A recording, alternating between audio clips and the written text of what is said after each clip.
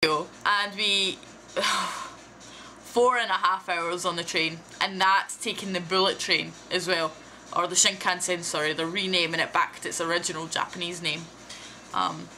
So anyway, I've got a clip of that. It's just a little tiny clip because I was in a rush. It's double-decker! Well, most of them are. The one we took there was really impressive. The one we came back on really wasn't. I tried to take a shot at the inside, but for some reason, like, I couldn't press, like, I only had a little bit of time that I could do it in, like, without people, like, doing this, so I pressed the button, except for I must have pressed it twice by mistake, and I didn't actually get the shot, even though I thought I did, so, sorry, you can't see it, but it looks like any other train in the inside, except from there's 3 seats on one side, 2 seats on the other, a really wide aisle, there's actually hundreds of leg room. The seats go back, you've got a wee it's pretty much like a plane actually, but more comfortable if that can be believed. And you've always got a wee woman coming up and down with a trolley, tea, coffee, snacks, bento, ice cream, they do everything. Yeah. So we went down on the Shinkansen. I might add, it took 4.5 hours because there is no Shinkansen anywhere near Toyama. They are building the tracks, so I think it opens in 2010, so it should be quicker.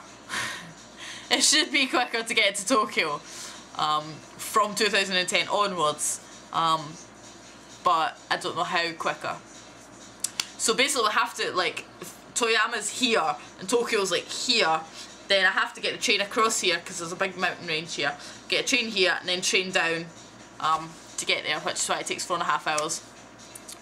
So a lot of trains, a lot of switches at train stations, because the main thing about Japan is the trains are good, clean, fast, efficient, everything you could wish for. They're cheap, but nothing joins up. You have to take about 6 trains to get anywhere, because you can't just go direct. You've got to take this train to here and then swap to get this train from here, and then swap for this train to go here, and then this train to go here where you actually want to go.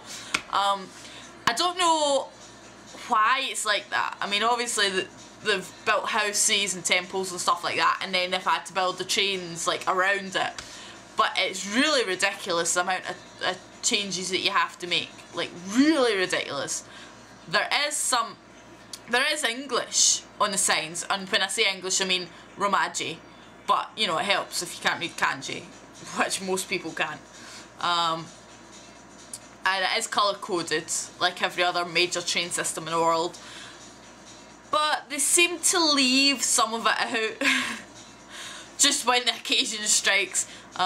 You know, that one when you've only got a 3-minute changeover and it's at the other side of the station, because you're looking for the red circle with the M inside it, and you're looking, you can't see it, and it turns out they've decided not to use the red circle on that sign, but to actually put the name there, and then you've got to try and figure out what the name is, what the symbol is, what the colour is. We made it though, that's the main thing. Mostly because Dominique's been there before and she sort of had a rough idea where everything goes, or where she's going. So we went to Tokyo, we went down on the train straight after school. We got there at 10:30 at night, and the first thing we did was go and try and find somewhere to eat. Dominique was wanting to go to Outback, which is an Australian steak diner place. But we ended up, they were closed, because by the time we dropped our stuff off at the hostel, then we went into Roppongi, and we ended up going to TGI Fridays, so we didn't have dinner, if you can call it that, till 1 o'clock in the morning. And we had a full 3-course meal. I nearly went broke trying to pay for it, but then I'm in the middle of Tokyo, so really, you know, yeah, so then we got the train stop at 12:30 in Tokyo, which is no use to anyone. Everything else is open. I mean, you can do everything at night in Tokyo, apart from travel. So, had to get a taxi. we didn't have the card for the hostel. We meant to take it, but we didn't. So it's about 3 doors down from a subway station. So we said to the taxi driver, go to Akebonobashi train station. So he said, right. So he drives his wee car, he takes us to the train station, and he stops the car and he says, it's over there. We're like, thanks, great. We get out, we walk over and we're like, hold on a minute. It turns out, and this is a tip to all of you people going to Tokyo, 9 times out of 10 there are 2 stations with the same name. This can be very confusing. The difference between the two 9 times out of 10 turns out to be that one is a subway station and one isn't. One's a normal train station. He'd taken us to the normal train station when we actually meant the subway station. So we were walking about this neighbourhood at 2:30 in the morning trying to find our hostel and thinking, I don't remember these buildings being so tall. Are you sure this is the right place? We ended up we were at the base of Tokyo Tower, which I might add I'm not impressed with. Not at all. I mean, it's red, it's white, it flashes every so often. Just looks like the Eiffel Tower but smaller. It's actually probably taller, but never mind. So anyway, we're walking around, can't find it. We phoned the guy at the hostel saying, look, we're lost, can you tell us where we are? He's like, I don't know. So we find a taxi driver, we phone the hostel guy, he give the phone to a taxi driver, the hostel guy tells the taxi driver where it is we need to be, so we drive, turns out we're on the complete opposite side of the town. When I say town I mean incredibly large overpopulated city, and we finally get our way back there and we get into the hostel at 3:30 in the morning. So the hostel, I might add, is a capsule hostel. So I was all excited. I'd seen videos and pictures and whatnot of capsule hostels. It's not as exciting as it looks. Basically, it's like any other normal hostel in that the showers are shared and 9 times out of 10, 3 floors away from you. Vending machines, common room, lots of people that snore that shouldn't be allowed in a public area. And it's all dorm rooms. Unisex dorm rooms, I might add. Not unisex. Oh, what am I talking about? Not unisex, like, it's a free-for-all, anyone can sleep anywhere. So yeah, anyway. I was thinking, like, the ones you see on the telly and all that are the posh capsule hostels, hotels, whatever you want to call them. You know, like the 21st century ones, you know, like, it's all white plastic and there's a little telly and radios and stuff like that.